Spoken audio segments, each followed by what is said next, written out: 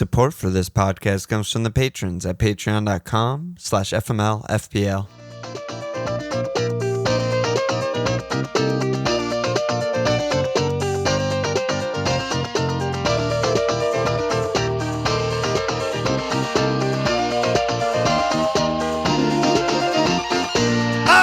Okay! We're going to have a Milan.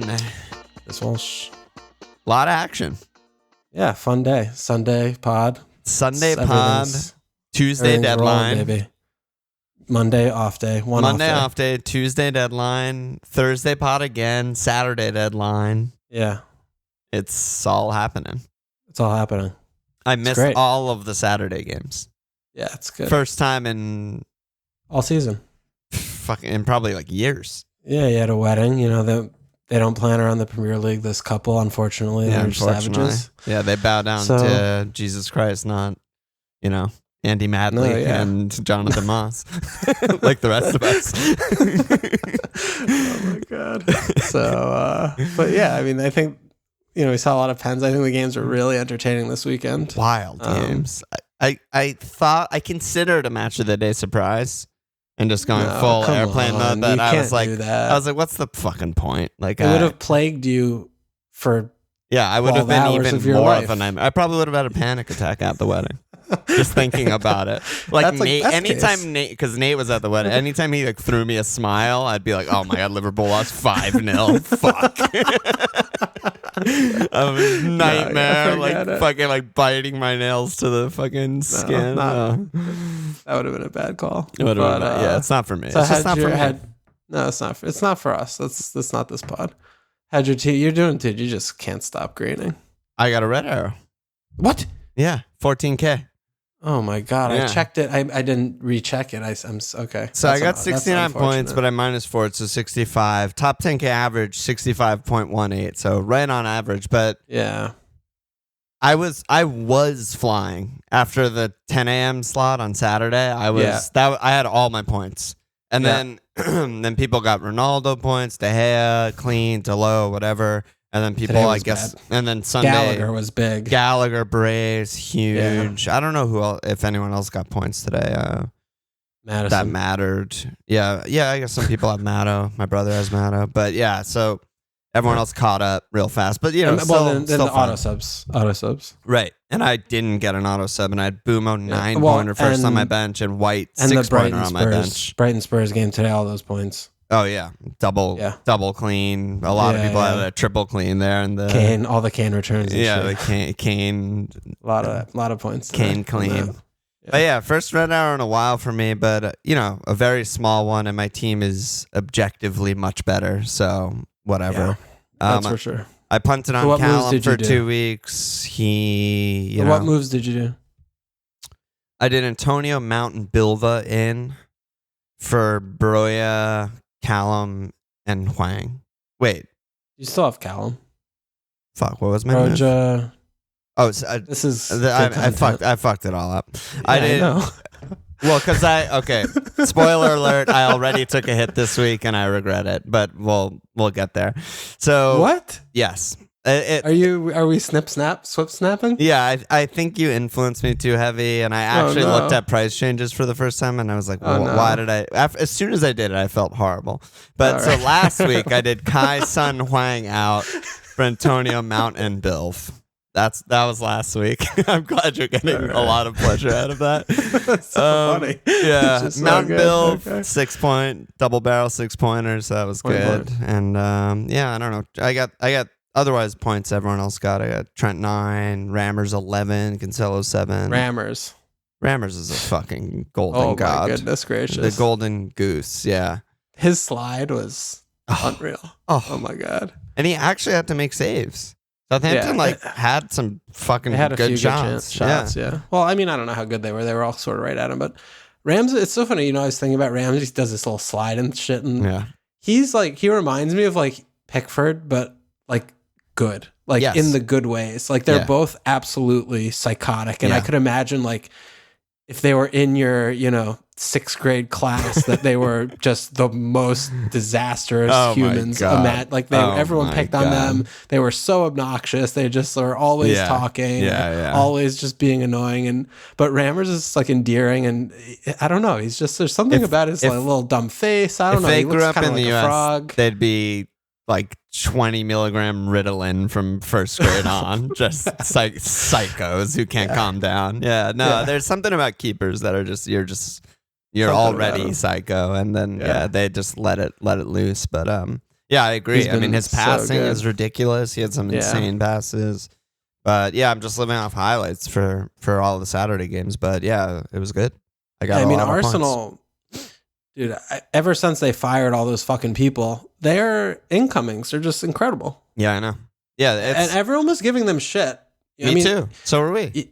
Well, with Rammers, somewhat. With Rammers, we were just because of the fee, but not with White. We both were happy about White, and true. I mean, Tomiyasu, we didn't know anything about, but I mean, Rammers certainly, earning at least whatever they pay 20 for him or whatever. He's definitely going to be their keeper for a handful of years, for like a decade. He's so young. Yeah. They're starting to sculpt their team really nicely. Yeah, they are. It's very nice. Yeah, nice. It is. They're forward away, I think, from like being pretty good. Yeah. Odegaard too, just like on the watch list a little bit. Like he's never ever done it for me, but lately, last like 2-3 games, he's actually getting shots. He's making the runs into the boxes, like into the box, and like that's the shit I've always wanted him to do, and Nate's always wanted him to do. Yeah. So that's a big. I mean, I'm not buying him, but he's on my radar. Yeah. Okay. What about you? How'd you do? You made a million moves as usual. I mean, I made I transferred 5 players out, and they all got 1 point combined. So that tells you the state of my team. I mean, it's such an obscenity that I have 5 players on my team in the game that gets canceled. That's, it just sums up your season, really. It's insane. It's just insane. Actually insane to have that conflagration of things like combined together. Yeah. It's just, I'm like you very accurately said, I'm just tanking for the draft pick next season. Yeah, you're tanking for the first pick. Yeah. I'm going to have such a fucking good draft pick next season. It's unbelievable. It's going to be my year. Oh yeah, you're going to fly. But no, I just did a bunch of fucking stupid shit. I brought in Robbo, Ronaldo, Owen and Antonio, whatever. Ziyech, my love. Yeah. It's a mess. I got like 50 points. I mean, you got 65 points, which is respectable, but the minus 16 weighs heavy. Yeah. And Bob Sanchez, he almost saved my game week today, but not quite. Not quite. Did keep him. And fucking, I was so that when I went to bed on Friday, my main dream was Kroll got COVID. He did not. Oh, and then you get the steer. Because Dino said Guan, baby. Oh yeah, because Dino said that couple riddlings, and I was just like, it's gonna in his presser. I was like, it's gotta be. This is my I got it. Something's gotta fall for me. One lucky thing all season. Yeah, I was like, it's gotta be Kroll. I was like, that would have been unreal if you got Gunn. Imagine Gunn comes in, saves Ronaldo pen, like you fly. Well, I had him captain, so I don't know how much flight that would have been, but I mean, so. But I'm having fun. It's all good. Martinelli got a return. Yeah, Robbo keeps looking incredible. Yeah, I'm glad I backed myself on that one because he looks. We talked about him a little bit, and he. I mean, that was a Robbo, right? I mean, he was in there repeatedly. Yeah, the whole first half. He kind of tapered off a little the second half, but the fact that he didn't get a return in the first half, attacking return, was just astonishing. Yeah, he looked so good. Since he missed that Arsenal game, he's been insanely good for 4 straight. Yeah. So I like that. I'm happy to have it, and I fucking love him. So I don't have Jota anymore. Amazing. And you love that too. Yeah. So love that too. That's a double. Yeah, a lot of love going around. Reece James. Yeah, well, player of my season. Let's start there, but I want to. Yeah, so I'm skipping the leagues. They're not updated yet on the FPL site. Skip that for now.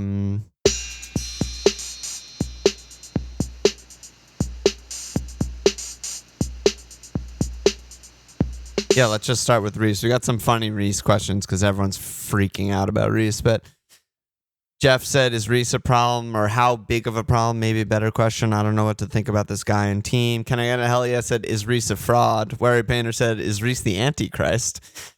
Shut up, Luke said, is it time to ditch Marco Zay? And then Yo Bills with the actual only question of all of those questions. Have you noticed any changes to how Chelsea are setting up that's causing them to lose their cleans? They have good fixtures for cleans in the next 4, but can Chelsea deliver? Yeah, you got Reece right when it got bad, right? He's got me 1 point in 4 games. Yeah. So you got him game week 13. 1, 0, 0, 0. Wow. 3 straight zeros. Let's go. And he's 4 yellows, so I'm hoping that they'll concede 2 and he'll yellow card this week. For a 4th connect for... It'll 5. It'll be 5. Because then he's banned. Because then he'll be banned. Unbelievable. That's what I really, really want. Probably never been done before. Possible. Like from someone who's actually playing. Like a good player. Well, good. Yeah. Jonjo's probably done that. 5 straight? No, not 5 straight. No, because Well, what about Shaw last year? Remember I had Shaw. It was like game week 7. He had 0. He had negative points. Yeah, it was like game week 6. Totaled, added up to 0. But he was in negative. Or -1 or something like that. But he was on the second page. It wasn't like 5 of the team. You couldn't find him. It was like game week 6. He was on the second page. Unbelievable. He's on the same page as Luke Kundal. It was so good. That's amazing. But no, I mean, in seriousness, yeah. Clearly, the midfield absences are difficult. I mean, really bad. Conte has been playing. He's been available for like 25% of the games this season, which is bad. And their second best midfielder that they pay is on my team. So Gallagher. Yeah. So that's an issue. It's all sorts. Why didn't they call him back? I don't know. Now that I think about that. I mean, you can call back. You just have to pay a fee, but they have unlimited money. They could spare some millions and just be like, sorry, guys, we need him. I don't know. Maybe he doesn't want to go back. I have no fucking clue about that shit. But yeah, and Kovacic is a big problem out too. And I mean, Bodker was, I mean, they've been missing Chalobah, honestly. I mean, he's been really good. The third, as a third, I mean, Aspil was kind of like a little ropey. He's really bad at defending. I mean, the penalty was, as we knew. Yeah, the penalty that he conceded was absolutely brain dead, batshit, concession. So, we saw Jorginho, he's playing on like one leg, right? He's unfit. So, we're seeing him make individual errors, right? The Sancho goal in the Man United game, they're just making these individual errors. And like you said, a couple pods ago about, Mendy was playing out of his skin and, they were keeping more cleans than they should have been. I mean, they conceded like 5 goals through their first 12 games or something which like is, that, no team should ever do that. Yeah. So, concern. Yeah. It's very concerning. Yeah. It's definitely a regression, but maybe more than that because of the midfield absences. And Kovacic, Rudiger, psycho, goes into the box for fun, draws pens for fun. Like he was also awful on the Gelhardt goal. Yeah. They're just kind of a mess a little bit. I expect them to right the ship. Tuchel's really good. They have really good players, but until he changes something or they get the midfielders back, maybe they're not so good. But that said, I mean, Alonso's nowhere near leaving my team. I'm just going to run him out for the next 4, and just, it is what it is.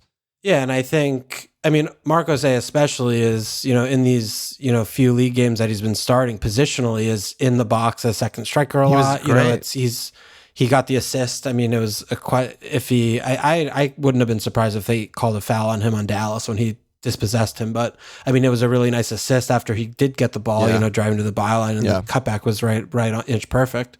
He's positionally playing well. I mean, Reece is also, pretty similar to where he was when he was getting 20 points every game. So they're doing, more or less the same things. It's just the balance is really bad. I mean, as we're talking about the midfield, but also he's playing, different forwards every game, and not just like one different one. Like they're all different. They're all different. So, he's trying to find it as well, Tuchel. So it's all concerning, but I think it's like the biggest don't buy, don't sell of you could ever imagine. I mean, they have, as the one actual question was, home Everton, at Wolves, at Villa, home Brighton. It doesn't get much better. They could keep 4 cleans. Again, they could keep 4 cleans, even as bad as they looked against Leeds. The thing also with Leeds is that like Leeds make every game crazy. And that's like the worst possible thing when you have like Jorginho who can't run and RLC and Alonso who's slow and your team is just kind of a mess. Like those, Everton, Wolves next two, like they're going to have 75% possession. They're going to park. It's much easier. Yeah. That said, given the players that Leeds had on the field, that's, come on. Yeah. I'm just talking about like just the running aspect of it. Like, for sure. Just Alonso having to chase Dan James, like that just like shouldn't be an issue at all against, the next few. I mean, that said, I mean, they're playing Thursday and then Sunday again. So, they're looking at, I don't know if Alonso can play all 3 of those games, Yeah. We don't know. And it's not, not like, he's going to miss one of the 2 games. So I sell him. Like, I'm not saying that, but just, okay, that's a thing. If you really are looking for reasons to get rid and you're just trying to, confirm that, I don't know how many if he's going to be able to, if he misses one of them, then all of a sudden you look at it like, oh, well, okay, maybe, Yeah. And I feel like we also have no idea when people are actually coming back. Yeah. Like Kovacic might be extra long. He had a setback in COVID and then Conte, I mean, you never know. Like the idea of him playing 2 games in a row. He'll just get hurt again. So whatever. So yeah. They're gonna settle very nicely into that 3rd place spot and just totally cruise into that place when Game Week 38 ends. And honestly, Mount very under the radar. I feel like because they're fucked up and they don't score a lot of goals and they're kind of messy and like they just lost to West Ham and whatever. He is legit putting up superstar numbers. I said that on last pod. That's why I bought him. He's just, for the next 4. And he scored a striker's goal. You'll have to see that from a midfielder. He's just, every minute he's played for them, he's just been their best forward basically all season. Yeah. And his returns are ridiculous. Yeah. So, good. Yeah, that's a good one. I mean, I think the only thing with him where I would be cautioned is, missing the Leeds game. I wouldn't buy him because Wolves, Villa, and Brighton are fucking dog shit. Yeah. Attacking fixtures. I mean, Everton's great because they're absolutely ridiculously bad.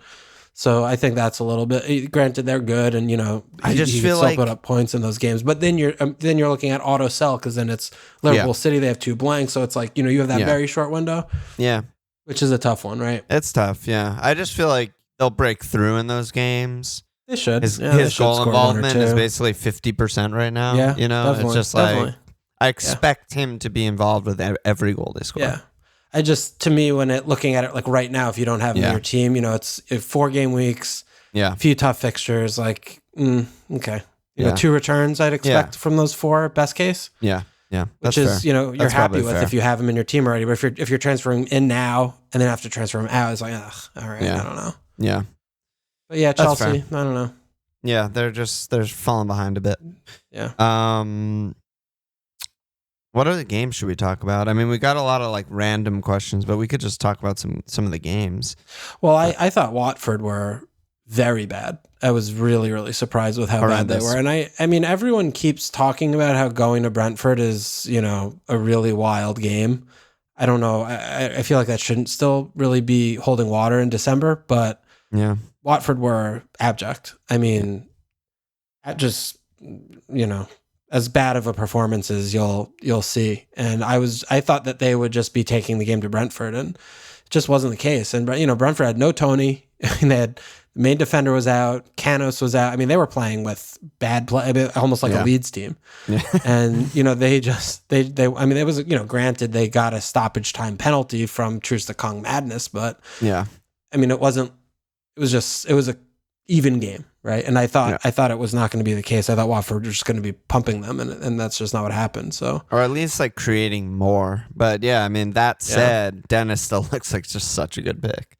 He had so many shots, and he's just always in and around it, and he obviously scores the goal. Yeah, I don't know. I mean, I was a little bit underwhelmed by Dennis. I mean, he scores an unmarked. Yeah, I mean, he scores an unmarked header. He's like 5'10" on a fucking corner. He's not gonna do that the rest of the season. Yeah, and then he seemed like all he wanted to do was head it after that point. The rest of the game, that was really weird. Yeah, I didn't know. He just kept heading it, and I don't know. He kind of, I thought, floated out. I feel like it was less to do with him playing bad, and just the team was so bad that they weren't just in the final third. Yeah, they couldn't get the ball to him and stuff like that. But I mean, King had a couple of pops. I don't know. I don't know. It was just a really weird game, and it gave me concern for Watford a little bit, because I was like, okay, they're coming into these games where they could win some, and I thought that they would kind of continue on the momentum that they were building on, and it was just startling to me. So I think next week they've got Burnley. Could be more of the same. I don't know. I mean, Burnley kind of do sort of similar-ish type things to Brentford, and I don't know. It could be they could struggle there. So I'm a little bit worried about Watford. Go to Burnley, actually, because one of the questions, I'm trying to find it, but it was Warren. He said, is it an overreaction to West Ham versus Burnley to be concerned about their ability to break down teams that sit deep? And I was just curious. We just literally were just talking about that last pod. Yeah, I know. So he's like re-emphasizing that. Should we be, even more worried? But the thing that I was curious about, and I looked up and ended up being true, is that Burnley have like maybe the biggest splits in the entire league, home away. Really? At home, 4th best expected goals allowed in the entire league, 0 goal difference, and a positive expected goal difference of 1.1. Away, 3rd worst in the league. Wow. -7 goal difference, -9.1 expected goal difference. Wow. So at home, they, despite being an absolutely awful team, they've still been tight. 0 goal difference. Like, they just keep it tight. They draw games. They do their thing. And away is really when they've been like, this is a team that could get relegated type of team. Okay, well, I'm just doing a little quick scan. Away Liverpool, away City, away Chelsea so far this season. Yeah, that'll help. That'll help, right? Yeah. The homes have been Norwich, Leeds, Brighton, Brenham, Palace. Yeah. No, I mean, yeah. I mean, I'm sure there's something to that. What is given to me, but no, I know, but just trying to break down the context. I mean, when absolutely. All of their away, absolutely. I mean, they're going to be playing all the good teams at home. They're going to balance those home. That'll balance out a bit, yeah. But okay, that's a good thing to note. Just maybe Burnley have a little bit more about them at home, yeah, in a way. Yeah, but yeah. I mean, West Ham, they created enough for a goal today. They were just kind of poor in the box, and in the final third, I thought a lot of their crosses were just unsuccessful, and some of those final decisions. I mean, Reece was playing really well. I mean, also watching the tactic of crossing nonstop against Burnley is so frustrating. I know it's like a Moisey thing, but it's just like I wish there was a little bit more just incision, a little bit more, and maybe that was the idea of playing Lanzini, but it didn't work, and Lanzini did nothing. I mean, and the thing I kept getting, I mean, we were talking on Discord about it, but I mean, Benrahma he was like the outlet, and he was like the progressor, but every time, or he would get the ball, and he just kept checking, and Burnley, whenever I watch Burnley, I mean, to me, in my like layman, dumb mind, they very infrequently during the game commit men in the final third and in the other half, right? Like, they pick and choose their spots to flood men forward, and it usually ends up poorly because all of their players are absolute dog shit. Mm-hmm. When they give the ball up, you have to hit them fast. Yeah, I know. Like, you need to hit fast. And every single time they did that all game, whenever Benrahma would every single time get the ball, and every single time he would take multiple touches, check it, turn around, pass to Souček, pass to Soufal, pass to whoever the fuck. I think Bowen was doing the same thing. Bowen was doing, Bowen. It's just they were not turning, and because Benrahma had that one play, that one time when he turned, incredible turn. He just went fucking upfield, and they had no idea what to do. Yeah. And I get that they force you. Yeah. All game, Reece was dribbling through the entire team. It was like, unfortunately, that's Declan what Rice should do. Yeah, then he doesn't know what to do. But it's like when they turn, and I get that they, Burnley like sets up to play to force you to play back, but they also have very bad players who basically just foul when you take them on. Yeah. And they were just refusing to do that. And they have better players. They have players that should have, Bone didn't take anybody on the whole fucking game. I don't know. Yeah, He could dribble any of these. Yeah.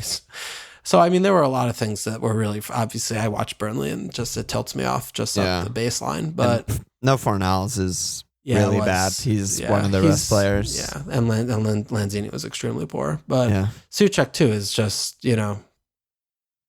he didn't help. He just didn't help. Yeah. He's so slow. It's just so slow. It's like an extra defender, sort of. I mean, he did well in aerially and stopping those rare counters and stuff, and then he offers nothing on going the other way. That's like what I would have preferred to have seen was Lanzini put Souček on the bench, play Fornals, keep Lanzini. Like that should have been. That's what I would have done. That's interesting. Yeah. And then you keep him, and then you keep Rice a little bit more sitting. He could do that by himself, and Lanzini's got that about him. But then he can also and Soufal, dude. It. Yeah, he was awful. Like he just gets the ball up in the final third. He just does I know, but shit. I feel like 5 months ago we'd be like, yeah, he's great in the final third. Great crosses, great cutbacks and stuff. Yeah, maybe it's rest, but maybe it's why Ben Johnson was playing all those games. Yeah. At Arsenal, home Norwich, home Southampton, at Watford, at Palace, home Leeds is the next run for them. Should still be good, I think. Antonio's concerning to me. I mean, it's, I'm sorry, right? It's. I mean, he hasn't scored a goal in a long time. He hasn't scored a goal in a long time, and he doesn't look like scoring a goal. And that's the thing. And all of these games, he also doesn't really look like scoring goals. He just does so much of the striker work. It's almost like they ask too much of him in a weird way. He looked done on 70 to me. Yeah. He just looked completely done. Yeah, no, he was like keeled over on some of those corners and stuff. Yeah. I mean, maybe he's a bad pick. He might be a trap. I don't know. I really don't know. Yeah, I don't have a good read on it. But. Surely he maybe shot once. I don't know. Like usually normal Antonio, we're used to him putting up like really good shot and XG numbers. But if that shit vanishes, then that's probably like sound the alarms type of thing.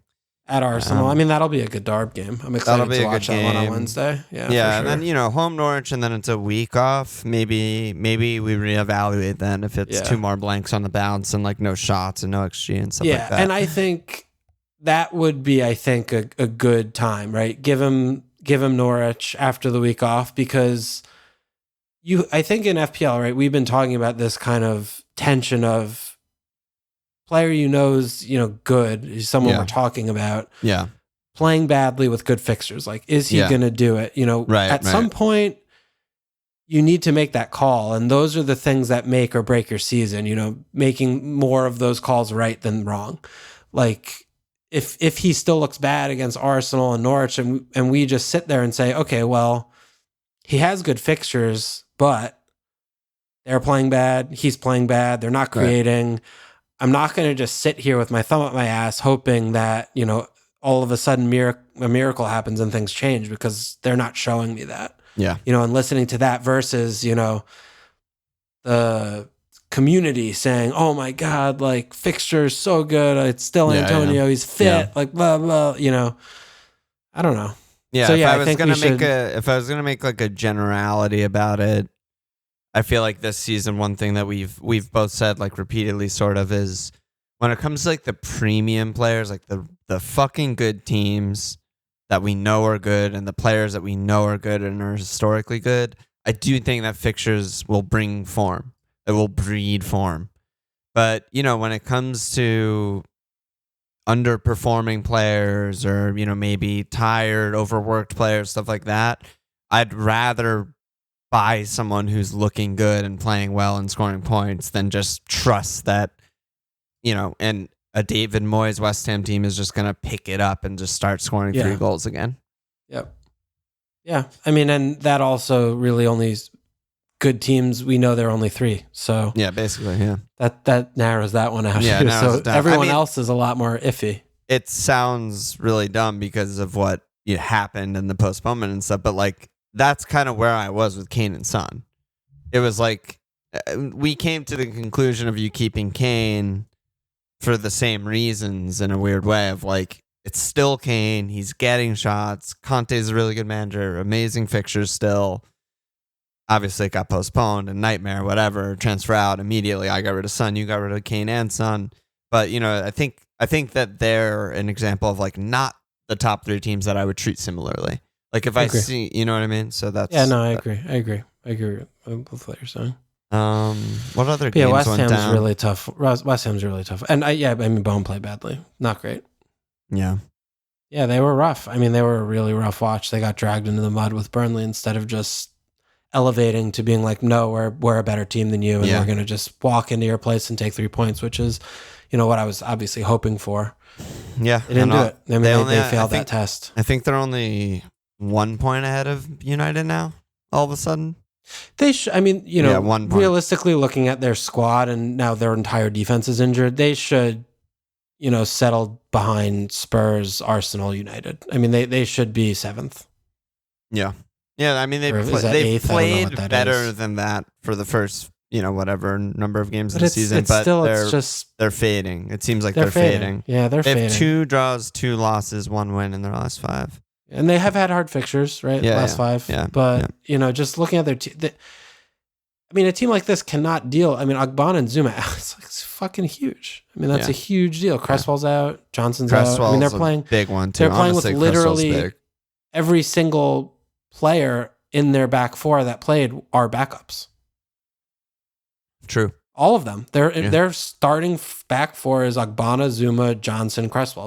They're all hurt. Yeah, they're all hurt. Yeah, and for a long time too. Long-term injuries. Well, Cresswell is supposed to be close, but yeah. The other 3, they're out. So, all right, so we'll see. We'll see how they do against Arsenal. Yeah, I'm very excited for that game. Actually, and Arsenal, really nice rebound for them too after their abject performance against Everton. They fucking dominated. Yeah, their so attack those are 2 really teams. Good. Yeah, those are 2 teams going in opposite directions. I mean, it's no surprise. You just keep playing Martinelli and good things happen. Not wrong. It's pretty simple. Right? Yeah. I mean, easy game. Saka looks to be picking it up a bit.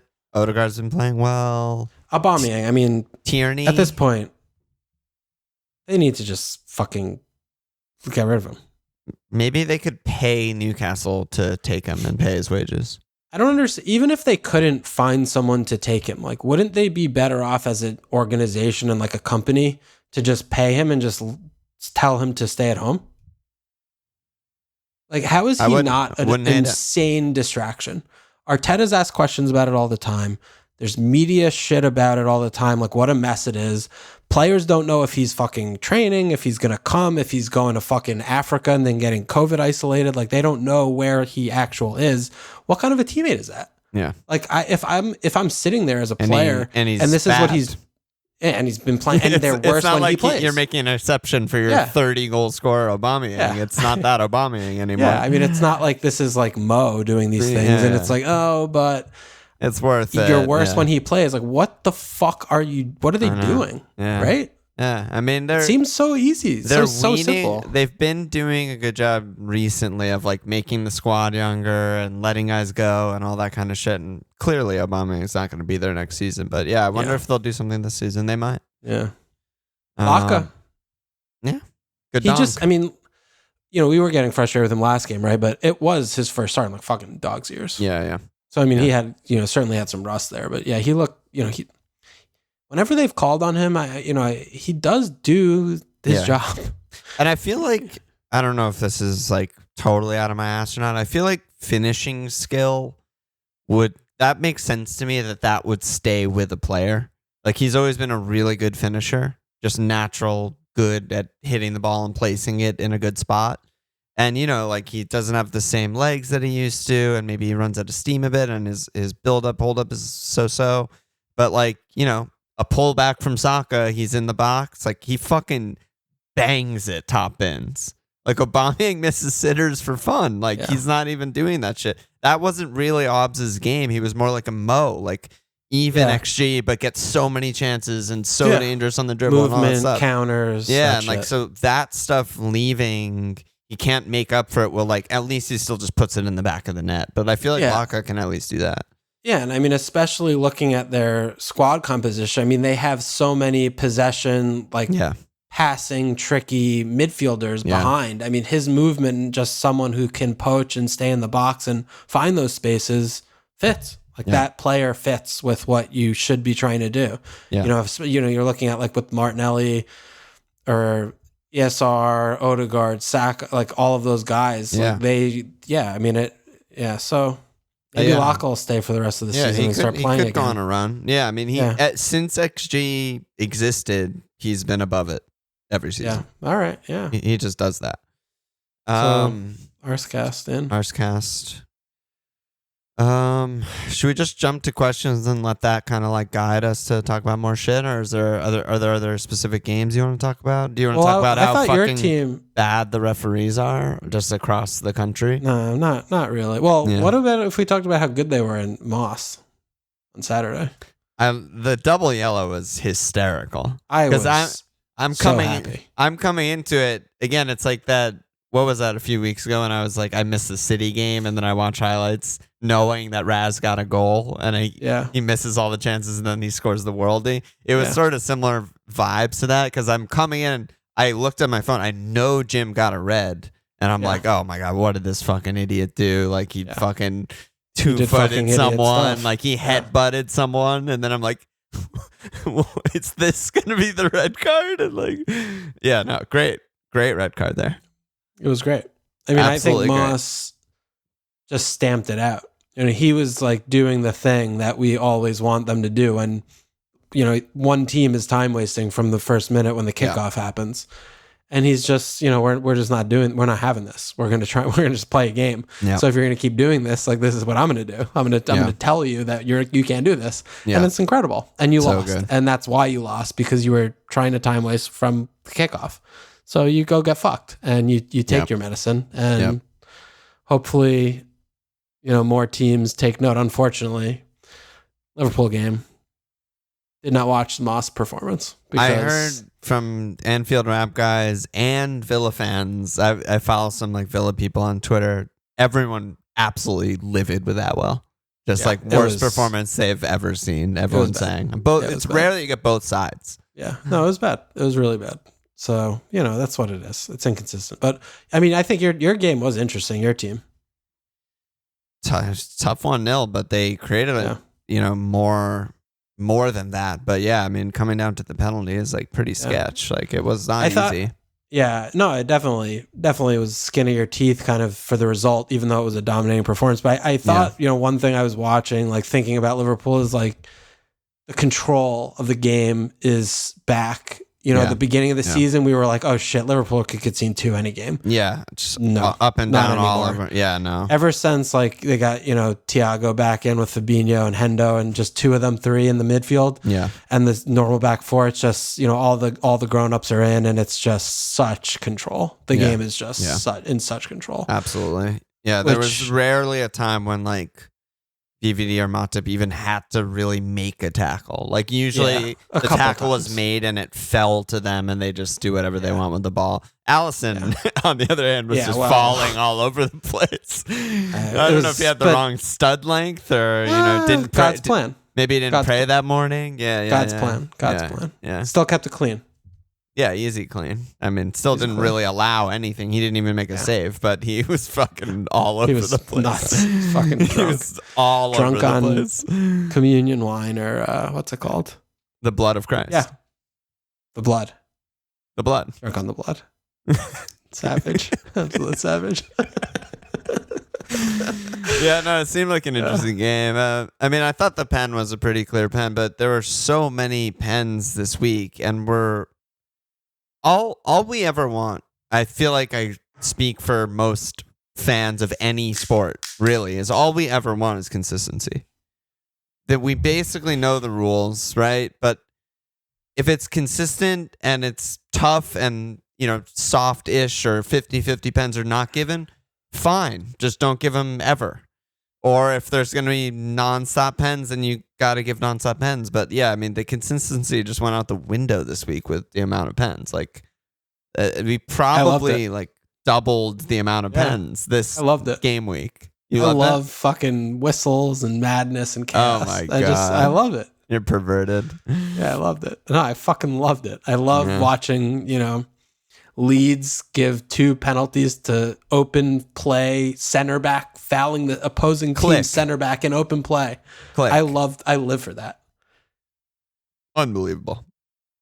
Fucking idiot on Watford kicking the shit out of the fucking idiot dribbling down. Like, dude, Chelsea, Alonso, Dan James. In the, what the actual fuck is Dan James going to do with the football? He also drew the yellow on Reece. That was like, what the fuck is Reece doing? I was on your highlights. I was like, oh my God, is he going to get sent off? I was like, Jesus. And when these things happen, and I understand, it's, okay, you're playing a professional game with like thousands of people watching you and everything, but don't they tell them during the week, like, oh, this guy, his name's Dan James. This is what he looks like. He has this little frizzy hair. Yeah. He's fast. He's really fast. He doesn't know how to play the game. So don't do this. This is what he does. Don't do this. If he gets behind you, look for the guy he's going to try to pass to. Don't defend him. I mean, it doesn't seem that hard. I don't know if you just lose your head because it's in the heat of the moment. But but it's probably that, I would assume. Yeah. But it does sort of seem like the type of thing that you could... It's like if you're playing basketball and that one guy just can't shoot. Yeah. Like if he gets the ball on the 3-point line, you don't fucking dive at his knees. It's like the center's coming out for a 3 and it's like, don't foul him when he takes a 3 because he's the center and he makes them 5% of the time. Yeah. I mean, in the modern game, they all shoot 3s, so fuck us. But the old school game. There's Greg Oden taking a 3, don't foul. Shaq's taking a 3, don't foul him. Yeah, like it seems similar to me. Where it's just like, okay, he has the ball. Like, I know he has the ball, but we can do other stuff. We zone around them to prevent the pass. But yeah, I don't know. Rudiger, he's a fucking Alonso over the top pass for the first pen too was beautiful. I was like, oh God, Alonso. But I mean, like Rudiger is a fucking actual center back. To be fair, in the same game. To be fair, penalties. The guys who are making the defensive tackles in the box were Rafinha and Click. Well, so it sort of balances out in the sense that, like, yeah, he's a center back, but they're fucking idiots forwards who don't know what they're doing. They've never tackled. They don't know what they're doing. God. So it's just such complete a mess, man. Complete mess. Right. Yeah, let's go to questions. Let's do it. Al said, DDG or Ramsdale better keeper pick? Oof. I still think it's Ramsdale. Yeah, I think I would probably stick there too. The thing, watch Man United were not good for the clean. They were the only reason they kept the clean is because fucking Norwich's players are as bad as like Leeds players. I mean, the upside of Man United, I feel like, is what Arsenal are now, and like, they're gonna be like building towards that over the next month, And the only thing really that Varane not playing is a big deal, I think. Yeah. And I do feel like that could make a big difference, which might, change our tune a little bit. But unless if they add in January into the midfield area, McSauce and Fred cannot take you so far. They just can't. They're not good enough players. And, Telles and Dalot are also, very iffy, I think, defensively. And it's just, Slab he's good when he's, doing a couple of things, but not when he has to play defense. He's good at passing on the front foot or whatever. But yeah, I got reminded of the slabbing on the highlights. At least I didn't watch the full game, but it was like they weren't pressuring in the right spots. Like Slab was good in the first game, but in this game they were sitting back a lot more, and they weren't pressuring in the final third.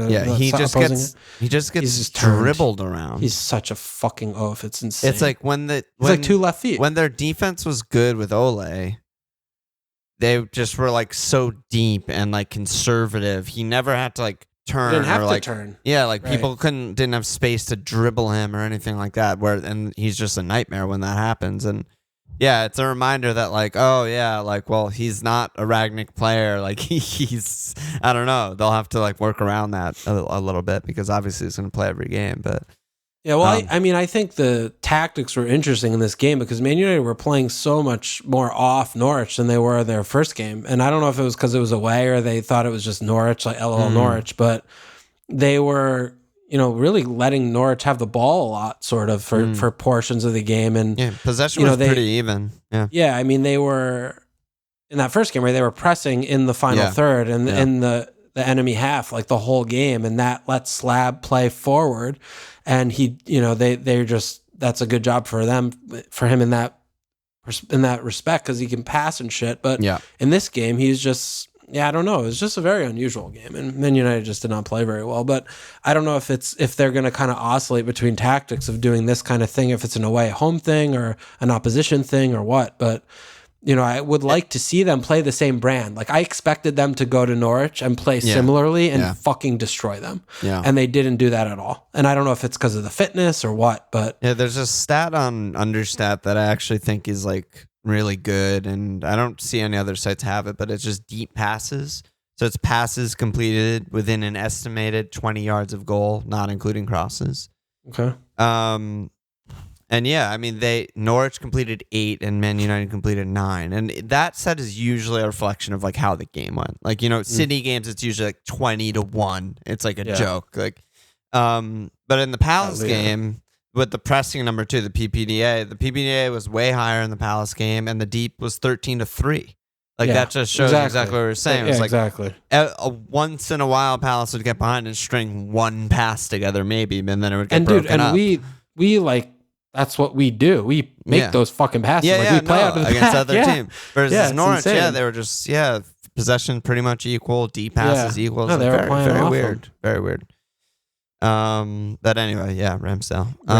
Soton sponsor said best cheap strikers. Do we double up on Watford, Edward, Wood, Pookie? I almost said Wood because the Edward threw me off. It's bad. It's really bad. I think I still like Dennis. For the record, I like Dennis, and I don't like anybody else in the cheap range. Yeah, I don't think I do either. I don't like anyone else. At all. Not at all. Josh Sargent is funny.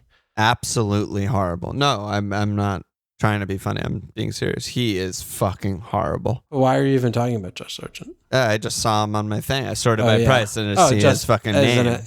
It's just it's the thing that I don't understand how he keeps playing. He starts every game for Norwich. Maybe they sell with Fark kits. And with the new guy with Dinos keeps playing.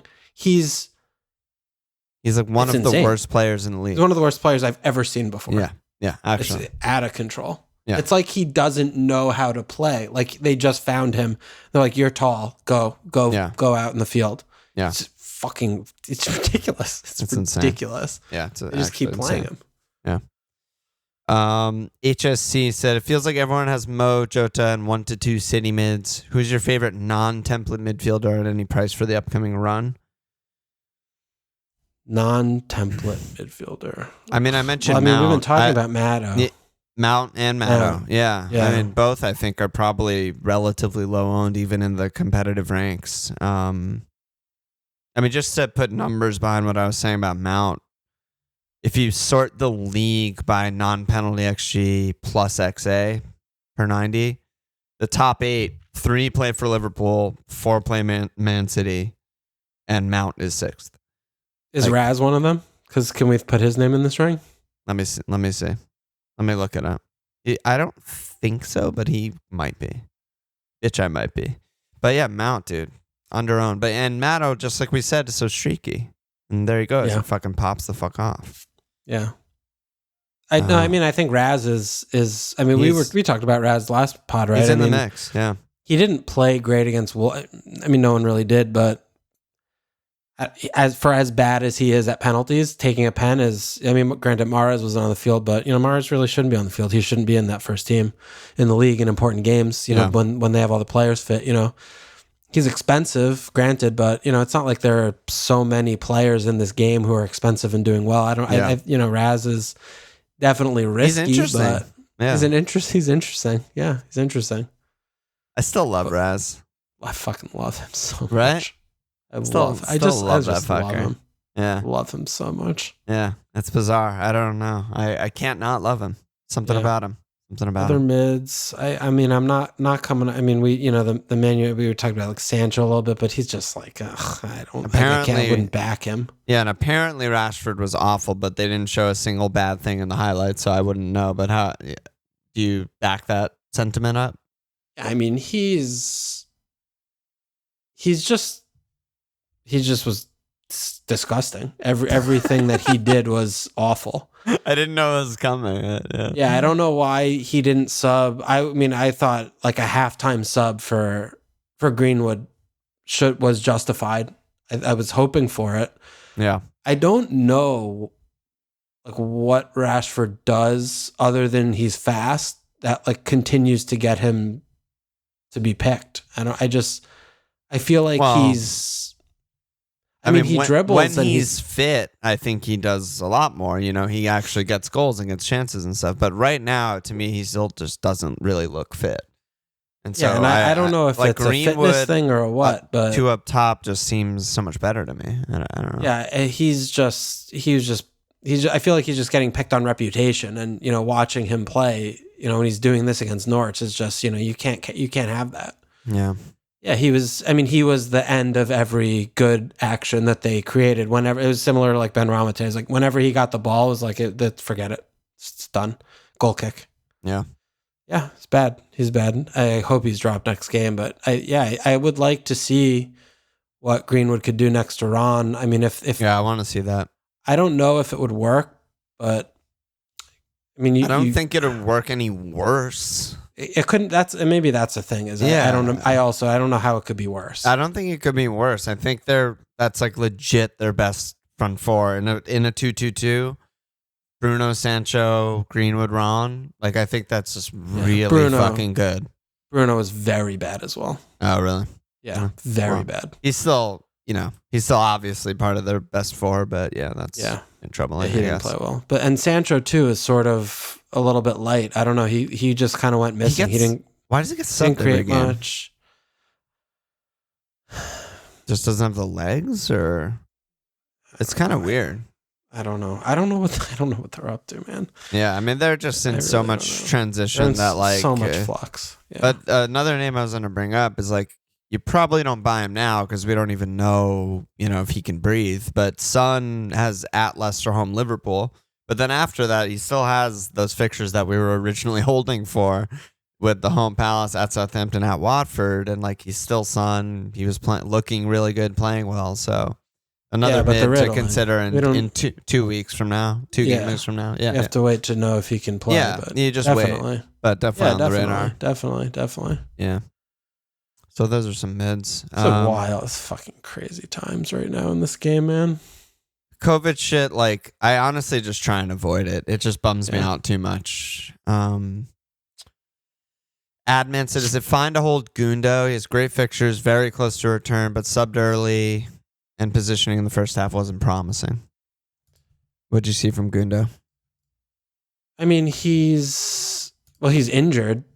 I mean, he got subbed off on... Yeah, I mean, he's flagged. It says back injury. I mean, he didn't get subbed off just for fun or for tactics on 55, you know? Yeah. But I wasn't watching him as closely, but I didn't notice him positionally playing any different than ever. So I'm not sure if, maybe he owned him and he was really watching him closely in that game, and there might be something to that. But, like we talked about last pod, with Kevin healthy again, I think that is the direct, FPL, relevant piece to Gundo being good or bad. And, Kevin is, a threat to him existentially and FPL-ally. And, I feel like that, selling Gundo seems fine to me.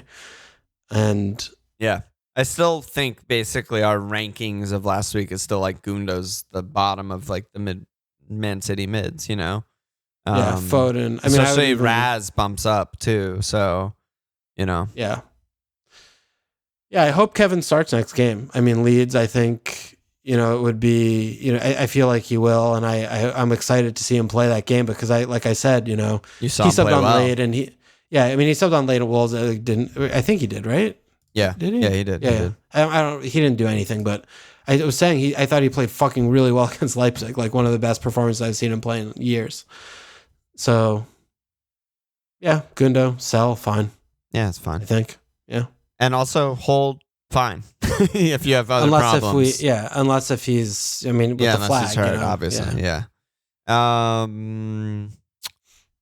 Because they're mid. I mean, they can easily just play Bill, Kevin, Rodri. Yeah. No, Kev goes right in for Gundo. They don't lose anything. They gain probably. They gain shit. So, and Gundo is not versatile at all.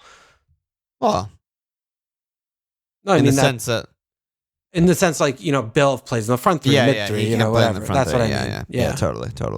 Adam Pritchard said, "What the fuck do we do with the premium defenders? I have 5 of the fuckers and feel like a fool watching the clean sheet wipes." Well, you have the wrong 5. You have the wrong 5. It'd just be like Walsh and get Trent Robbo. Easy.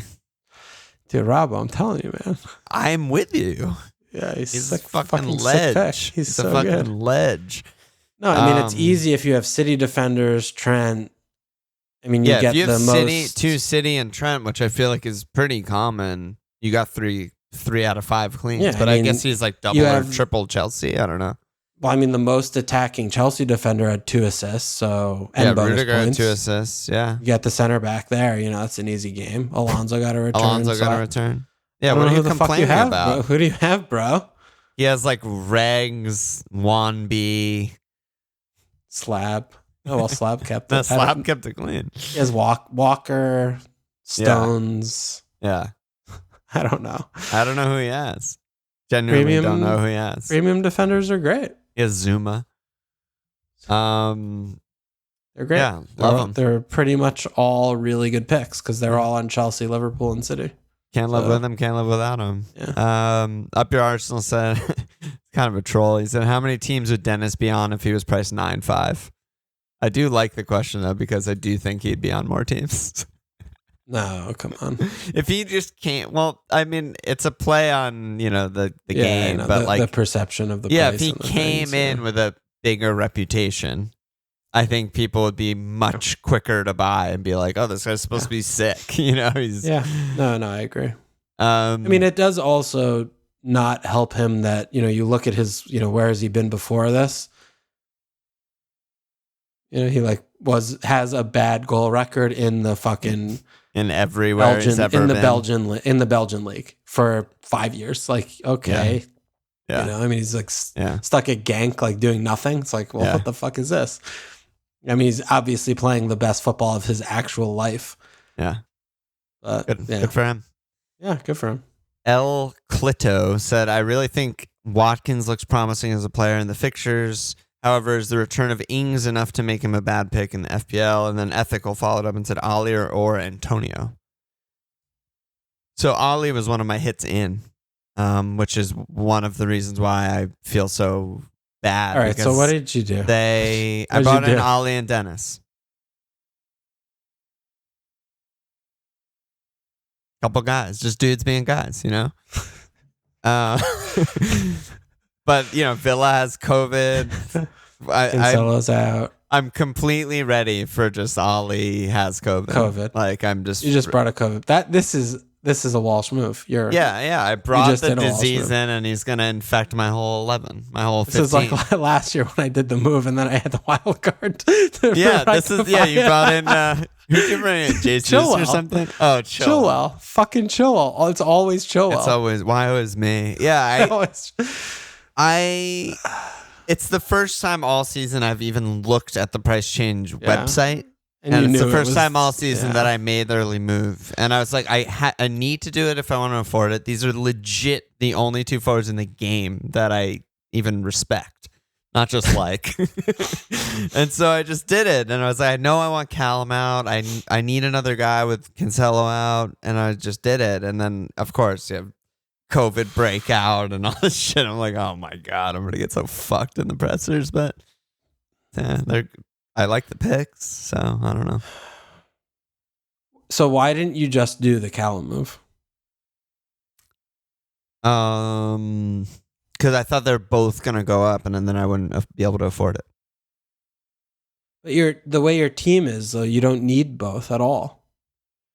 Well, I didn't really fancy starting White home West Ham or Buma home United. I could have. Yeah, I mean, I think White's a fine start. There. I could have started White. But that's also a literal 1 week stopgap just because you have Cancelo banned. Yeah, I mean, I don't know. Bench is good. COVID's bad. Yeah, no, those are true things, especially when you bring one in that has it. Yeah, bro. Yeah, that's also bad. Broja hurt. I just like. No, I mean, yeah, getting rid of Broja is fine, but yeah, okay. Yeah, I could have on another hit off my first red arrow in a while. I might be spiraling. This could be the beginning of the end here. No. I didn't take communion at the wedding. Yeah, that's a separate issue. You're going to hell. See you there, bro. But, yeah, see you there. Yeah, I mean, I think they're obviously objectively good moves based on who you're getting rid of and who you're bringing in. But yeah, I think, the -4 and then looking at your team and just, did you need to do it? No. Definitely no. But definitely not.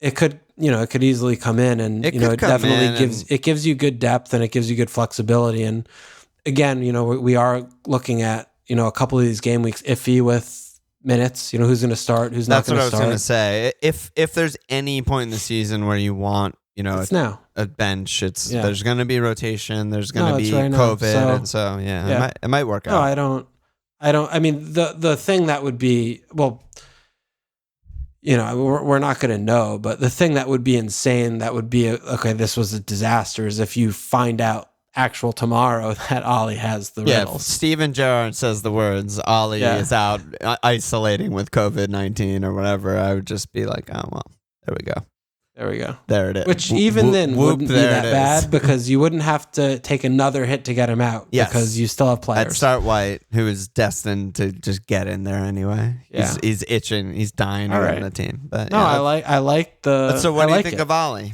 Those were the questions. I mean, I agree and think that he's looked good in the Villa games that I've seen under Gerrard. And regarding Ings, I just think Ings doesn't really fit what they're doing, and I don't think of him as much of a threat. I think Ollie's going to keep starting down the middle.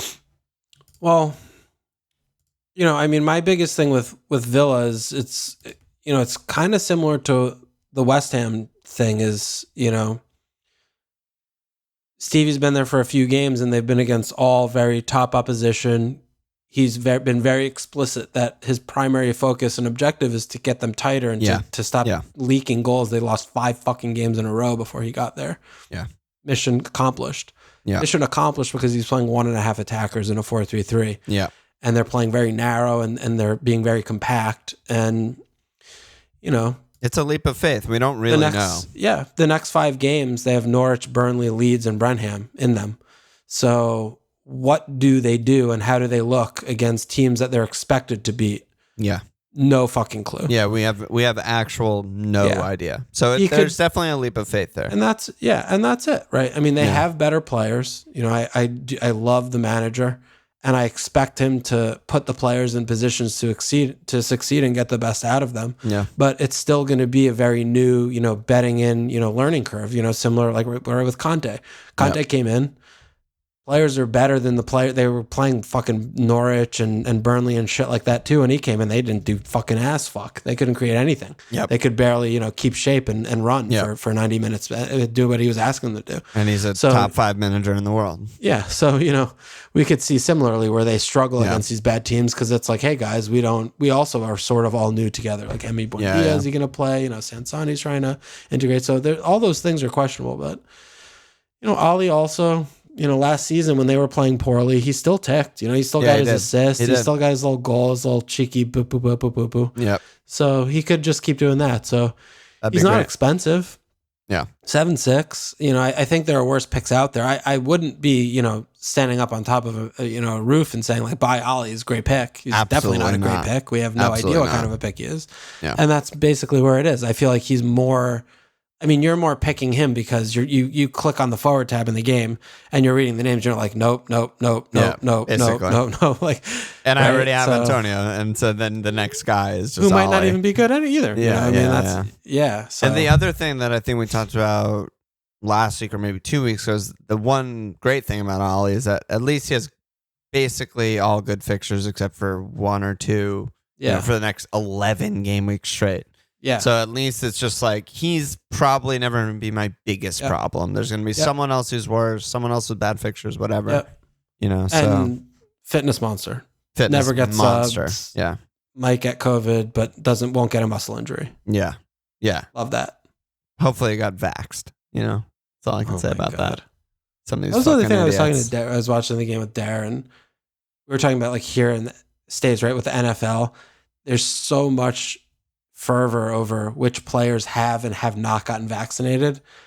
There's like no reporting about that. Yeah, it's like totally hidden information. Yeah. Is that a Europe thing, or is that like an England thing, or is that like an America? What? I mean, what in NFL, they also bizarre? tell the truth in the press conferences and have to provide an injury report. So there's a lot of things that are different over here and over there. They have to tell the truth and list guys on the injury report. It's part of the game. Respect for the game. Yeah, I don't know. So we respect the game more than they do. I guess so. Yeah, our football versus their football, but yeah, I don't know. The whole thing is weird to me. I mean, if I'm an owner paying these guys' salaries and someone's like, I don't want to get vaccinated, I'm like, too fucking bad. Because I'm not paying your wages when you're out for a month with a really bad case of COVID. Right? Like, I feel like that's where I would be. I would. It's a private business. Yeah, I would fire every single one of my employees that would not get the vaccine. Yeah, I don't care.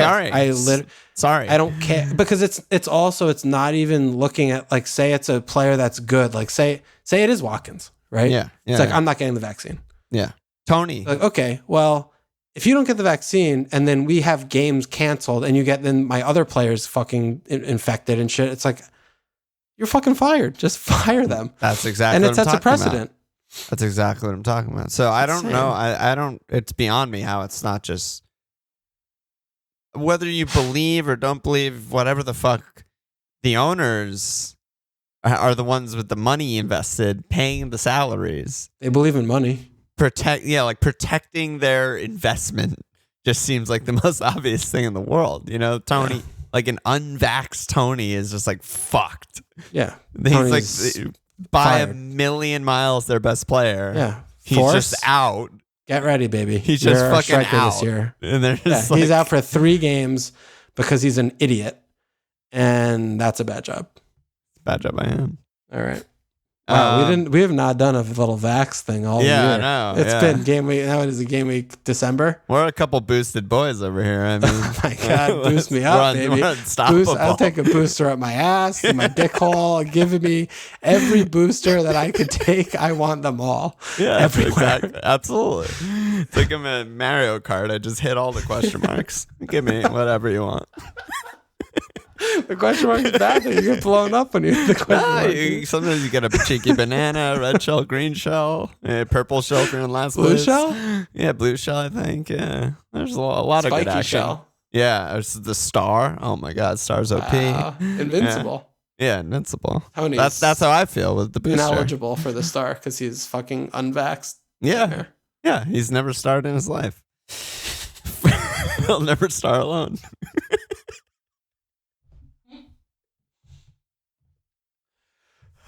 I thought that beer was coming out. I thought the beer was coming out. I got there. I dug deep.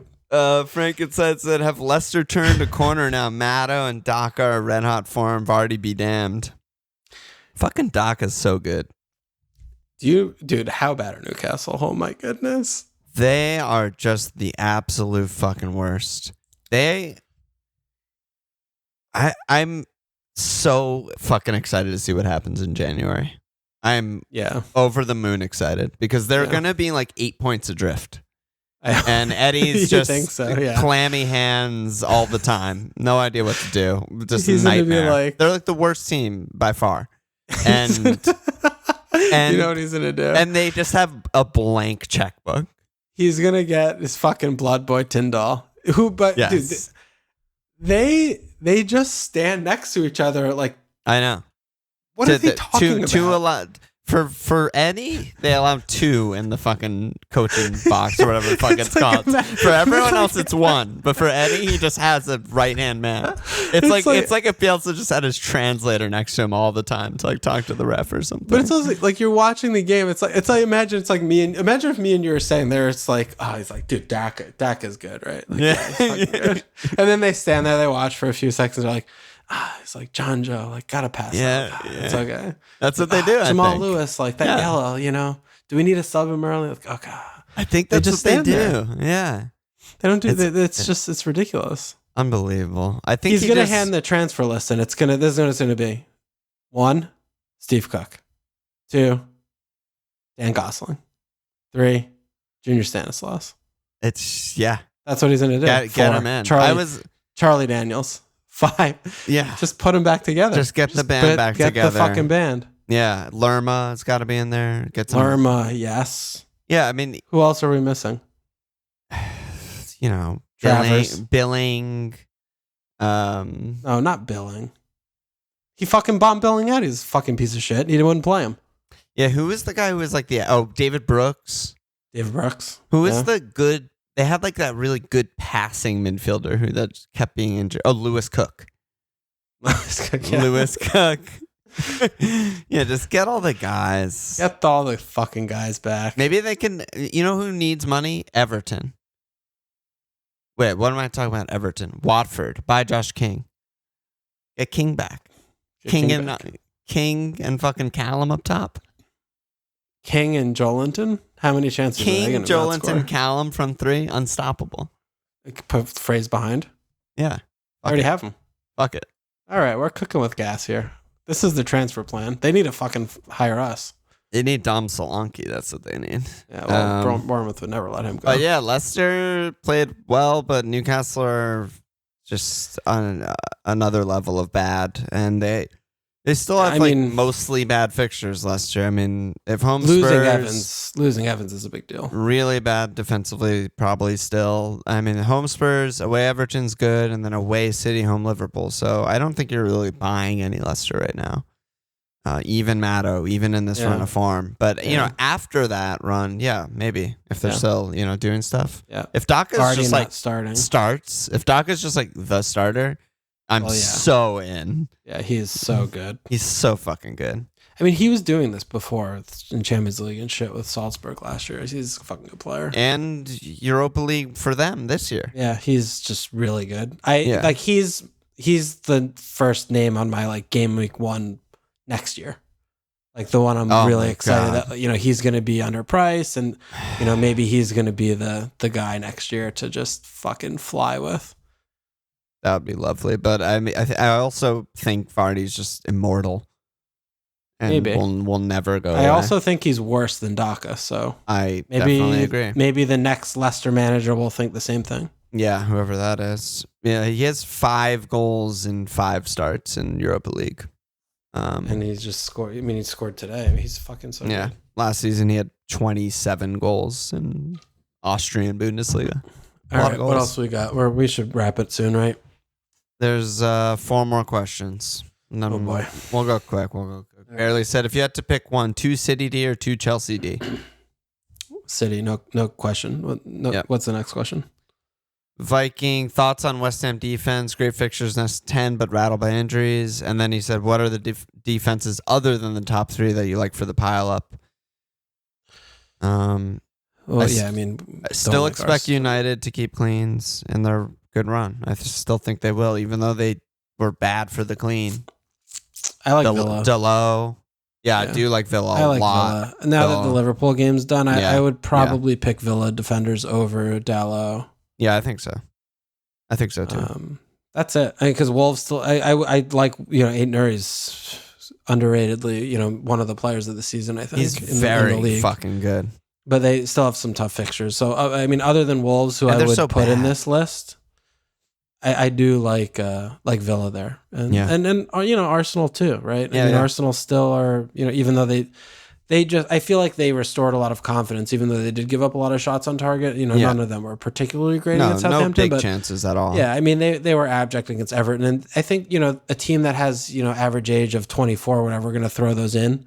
But the fact that they can rebound, Arteta definitely has them set up, structurally sound for cleans and shit. And they have good players down this. The spine's really good. And the prices are right. White is still 4-4. Tierney is down to 4-7. He has back-to-back 12-pointers. We knew it was a matter of time before Tavares gets dropped.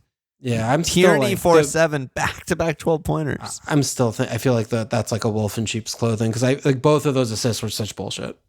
I think he's very capable of doing that shit. What I'm worried about is just like, got hurt in training, out for 3 weeks. Yeah. Well, also, I mean, Gabriel subbed off injured, didn't he? Oh, did he? That's really bad if he did. I don't know. I mean, he's not flagged in the game. He did sub off. He's not flagged in the game, but I don't know. He subbed off on 68. I'm not sure. I wasn't watching that game live. I'm not sure. Maybe he had a yellow or something? I'm not sure.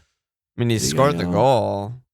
Yeah, he was on a yellow. Maybe that was it. It was just like whatever. Yeah, because the game was over by that point. But yeah, but I think that's about it. Really, Arsenal and Wolves to me. I agree with you.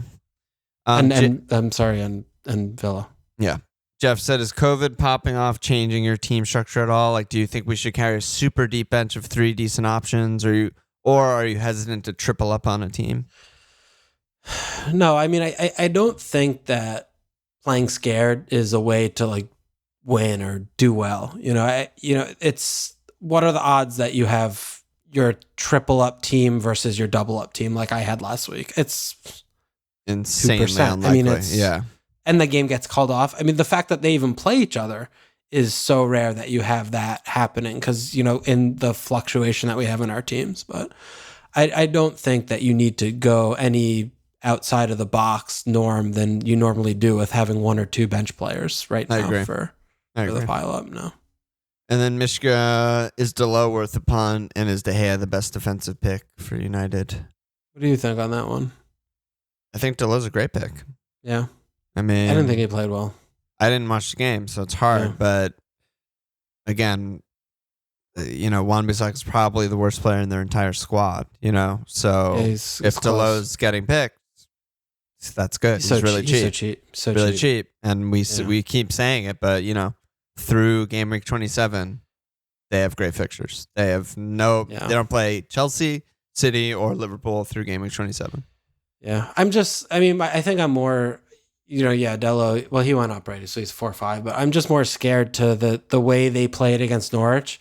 If they play that way, I don't ever expect them to keep a clean sheet. Yeah. I just, Ralph's smart. He's good. It's hard. They've barely trained. They've had a COVID outbreak. They've barely trained again. They're just piecing it together now, but you just look at was really good. You just look at Brentford, home Brighton, at Newcastle, home Burnley, home Wolves, at Villa. Yeah. Like that's their next 6. Like that's the best 6 you can have in the fucking league. Yeah, De Gea is a really good pick too, though. Yeah, yeah. I thought it would soon be Hendo time, but with the way he's playing, it doesn't seem like that's possible.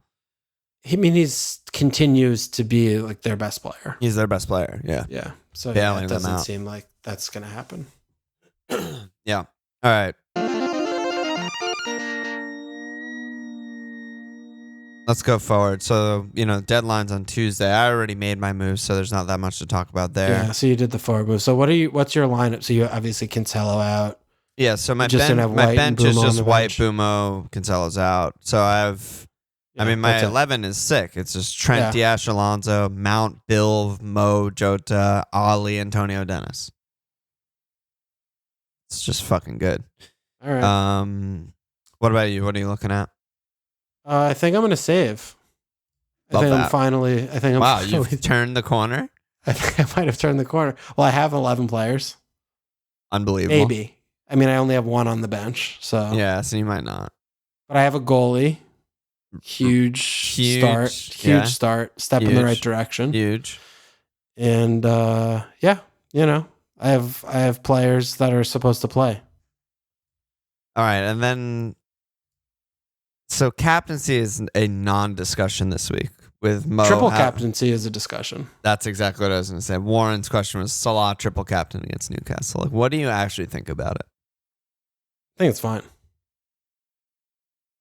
It should be so remarkably easy for Liverpool to just go up 4-0 and just call it a day. I mean, he's going to be running against Manquillo. They have Lascelles, who just gives a penalty up every game. They don't play with any defensive midfielders. They don't even have any defensive midfielders. I mean, the Haydens and the Longstaffs are they're not allowed to train home with them. For the holidays. Yeah. They train with the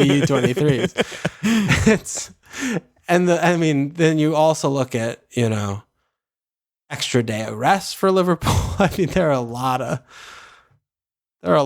things. Yeah, I am that totally fine with a Mo triple cap. Should I do it?